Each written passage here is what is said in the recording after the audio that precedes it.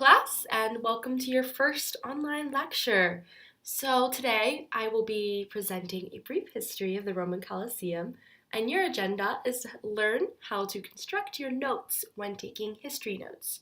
So I will give you a little bit of a brief lecture just to cover up enough information that you can take notes on, and then after that I want you to replicate the structure that I show you.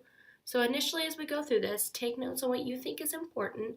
I'll try to keep it at the same speed that I would in class, and then after we go, I will cover what my notes look like and what your notes should kind of resemble a little bit more. However, mine are typed. Yours, you can be written, you can be typing them, however you feel more comfortable with, whatever format is better for you. So, going into our unit, we'll be going over ancient Rome. Okay? Oh, if it lets us switch the slide, there we go.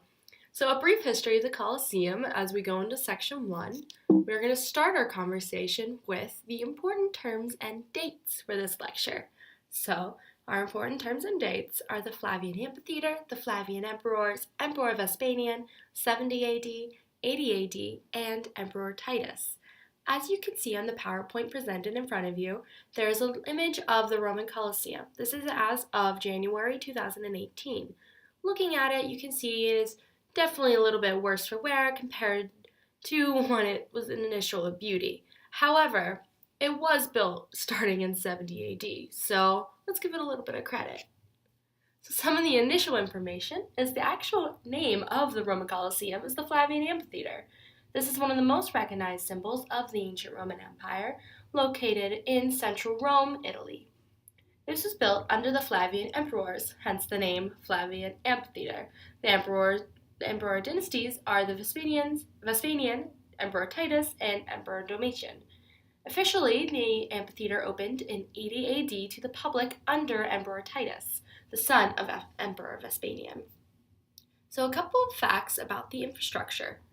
It is located east of the Roman Forum in the center of Rome, where Nero's Golden Palace had been prior. The construction lasted about 10 years, 70 to 80 AD, starting with Emperor Vespasian up until the Emperor Titus. Going through, the actual highest point is at 157 feet from the ground. Perimeter is 1,788 feet.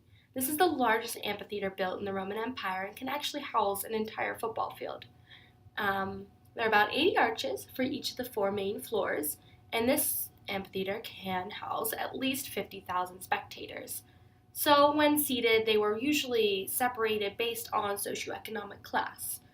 And again, in the infrastructure, there had awnings that would go over top of the crowd, creating a nice shady protection for the crowd. However, these did not last, but we do have some pretty concrete historical records of them. So going through, during the Empire, this was constructed starting in 70 AD. The son, Titus, opened it up to the public with 100 days of games, kind of festival, starting in 80 AD to get public attention and excitement for the program, or for the amphitheater, not program. Initially, as I've already said, there were 50,000 spectators that could be seated. However, they were separated based on social ranking. Usually, this was a male-only situation, including male slaves. A little bit depending on the emperor or the social situation at the time. Sometimes you could get family and children, or women and children in more of a family setting. You would see this more at the battle reenactments than the gladiator battles. But that's also another discussion for a later time when we discuss gender in ancient Rome. So the use of this was for spectator events, such as the gladiator battles and battle reenactments. So after the Empire, we see that the last recorded game held here was in the 6th century, and the Colosseum kind of just fell into disuse as the Empire crumbled, and you can say it turned into the Byzantine Empire, you can say it still kind of remained, but it is assumed that after about 435 AD, this is when the empire fell. Earthquakes caused the south end to fall on the Colosseum, and other sections have been repurposed for other buildings and defense fortifications throughout Rome. So later, about the 18th century, are when we start to see popes and just people located in Rome, not always Romans, as you would say, they started to see there's a little bit more importance here. The popes associated it with the Christian martyrs that died during the earlier periods prior to Constantine. So going through, that is the end of our brief lecture, and we're going to go into our discussion question after the lecture. So why do you think the Colosseum stopped hosting violent entertainment in the 6th century? I want you to think about this and go. I want you to write it on your own, come to class with a prepared answer to this question, okay? So you should have taken notes on that.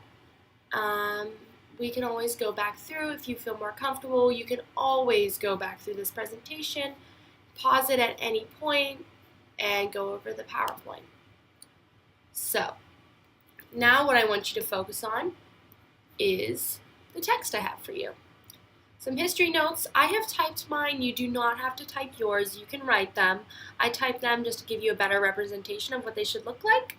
So mine, I labeled the unit, ancient Rome. The section, 1, as we saw on the second slide.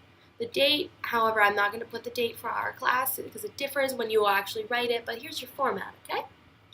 And the lecture name, A Brief History of the Colosseum.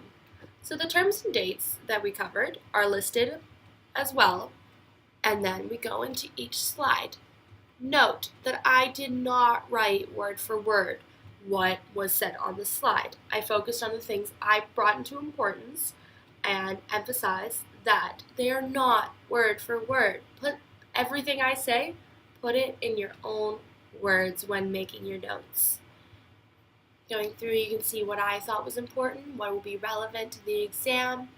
Note that you don't need to know the height of the perimeter. Sometimes details are good for context, but not every detail is needed for the exam. And then always ending it with a discussion question. In your notes, I expect you to write the answer. However, I'm not going to give you the answer to this one because I do want you to try and make your best guesses for tomorrow's class. Note that below we have a little bit of post-note writings. I expect all of your notes to have the post-note writings, okay? So you can see the important terms, important dates, and people are all written here. I want you to write why they're relevant to the class and why these would be the big ideas for the lecture. So that is how you can structure and style your notes. And going through history courses, you can use this in my course, you can use this in other courses. This is just a nice, clean, systematic one. There are also other ones as in the Stanford process, but this is a clear-cut one that just keeps it kind of simple, stays off the PowerPoint, and continues. So tomorrow I want you to bring into class your initial notes that you took when watching my lecture, and then new notes based on the structure I have presented in front of you. Again, noting the unit, the section, the date, the lecture type, terms and dates, and all the relevance there. Okay? So I will see you tomorrow. Until then, I want you to have a good evening.